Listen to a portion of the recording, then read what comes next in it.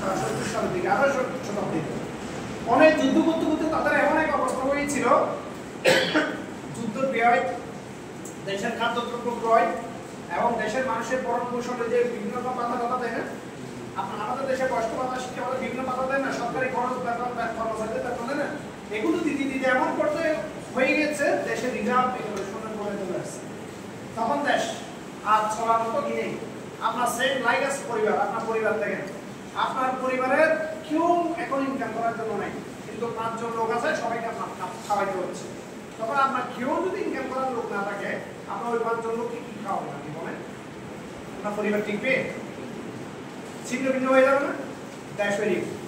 দেশের যে রিজার্ভ ওটা যদি শূন্যতে চলে আসে, আপনার একটা টাকাও যদি না থাকে, দেশ চলবে কেমনে? মাস্টারদেরকে বেতন না দিলে এখানে টিচিং দিবে, ব্যাংকার থেকে টাকা না দিলে ব্যাংক চালাবে, সরকারি মাস্টার ডাক্তার মাস্টার যারা আছে বেতনধারী কর্মচারী আছে, কেউ যদি বেতন না পায় কাজ করবে? তাহলে সরকারের যদি রিজার্ভ না থাকে, টাকা না থাকে, সে কি টাকা দিতে পারবে? পারবে না। তাহলে দেশ তখন তৈরি হয়ে যাবে।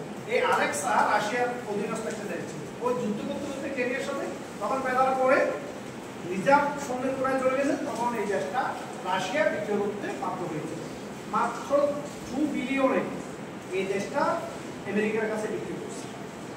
আর আমেরিকার প্রাপ্য কিভাবে কমছে দেখেন, মাত্র 50 বছর পর ওই আলেক্সার মধ্যে স্বর্ণের খনি পাওয়া গেছে, বিশাল একটা স্বর্ণের খনি।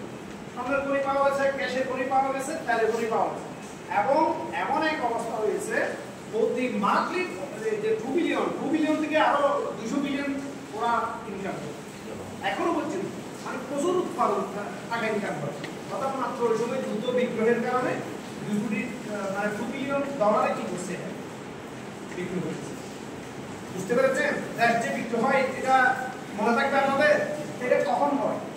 যখন আপনার কি থাকবে না, আপনার অস্তিত্ব আপনার যুদ্ধ বিক্রয় করতে করতে যখন আপনি একেবারে কি হয়ে যাবেন, শূন্যের গোড়ায় চলে আসবেন, তখন এই পরিস্থিতি হবে। এখন এই আলেক্সা, তাহলে আমরা কি আলেক্সা হতে চাই? বিদেশি থেকে বিক্রয় হতে চাই? হতে চাই না। তাহলে ওটা যদি না আছে, আমাদেরকে দেশে কি করতে হবে? রেভিডেন্স পাঠাতে হবে। এখন আরেকটা বিষয়, স্কিল ওয়ার্কার। স্কিল ওয়ার্কারটা কি? স্কিল ওয়ার্কারটা হলো আপনি যে প্রফেশন করবেন ওই প্রফেশনের মধ্যে এক্সপার্ট।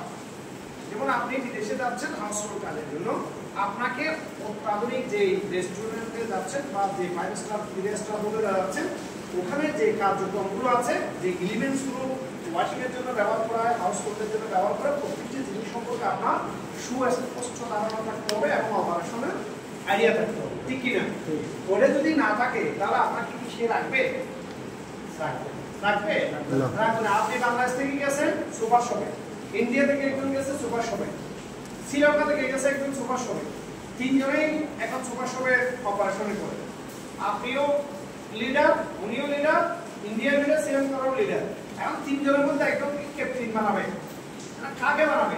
যার সবচেয়ে বেশি স্কিল, যে অপারেশন করতে পারবে, যে অন্যান্য সব দেশের ভাষা বুঝবে, যে সুপার শপ চালানোর জন্য ক্যাপাবল, তাকে কি করবে? বানাবে। এখন এরকে সুপার শপের ক্যাপ্টেন ম্যানেজাররা, সুপার শপের লোক দরকার 200, কয়জন? 200। তাহলে ওই 200 লোক যখন সে পাবে, অর্ডার পাবে যে আমার এখানে মালিক বললো 200 জন লোক লাগবে, লোক নিয়ে আসো, তখন সে কি বাংলাদেশ থেকে নিবে নাকি সব ইন্ডিয়া থেকে নিয়ে যাবে? কোথেকে নিবে বলেন? সুপার শপের ম্যানেজার যদি ইন্ডিয়ান হয়, ইন্ডিয়া থেকে নিবে, বাংলাদেশ থেকে নিবে না। ওই সুপার শপের মালিকটা যদি আপনি হতেন, আমার বাংলাদেশে হতো, এই 200 লোক প্রত্যেকে নিত বাংলাদেশ থেকে। তাহলে স্কিল এবং এক্সপার্ট লিডারের গুরুত্বটা বুঝতে পেরেছেন? তাহলে আপনার কারণে ওই প্রতিষ্ঠানের ভাবমূর্তি আমাদের পাবে, বাংলাদেশের ভাবমূর্তি পাবে। কিভাবে পারবে? আপনি ভালো কাজ করেন, মালিকরা বলবে বাংলাদেশ থেকে একটু ওয়ার্কার এনেছি, আসলে এক্সপার্ট, খুব ভালো অপারেশন করে, খুব ভালো ম্যানেজমেন্ট, ভালো ল্যাঙ্গুয়েজ, ভালো মানুষের সাথে বিহেভিয়ার ভালো। তাহলে আপনার কারণে আমার দেশের কি হয়েছে? ভাবমূর্তি বেড়েছে নাকি কমেছে? বেড়েছে। ঠিক না? তাহলে এখন আপনাকে দায়িত্ব দিয়েছে 200 লোক দিতে, তাহলে বাংলাদেশের আরো 200 মানুষের কর্মসংস্থান হয়েছে আপনার কারণে। তাহলে আপনাকে কি স্কিল হতে হবে নাকি স্কিল হতে হবে না?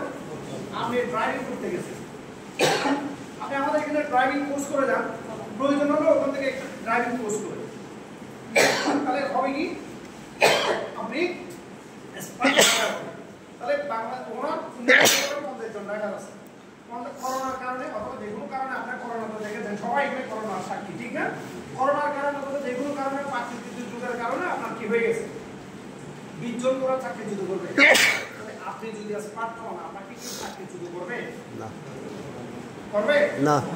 ওই 50 জনের মধ্যে উনি দেখবেন কারা কারা ভালো, তাদেরকে দেখে যেগুলো একটু ডাল এগুলোকে কি করবে স্মার্ট নয় তাদেরকে বাতিল করবে। তাহলে আপনি যদি বাতিল হন বাংলাদেশের রেমিটেন্স কমে যাবে না? আপনি বিদেশ থেকে বাংলাদেশে আসলেন, আপনার পরিবারের জন্য একটা প্রবলেম হলো না? আপনার পরিবারটা চলবে কিভাবে?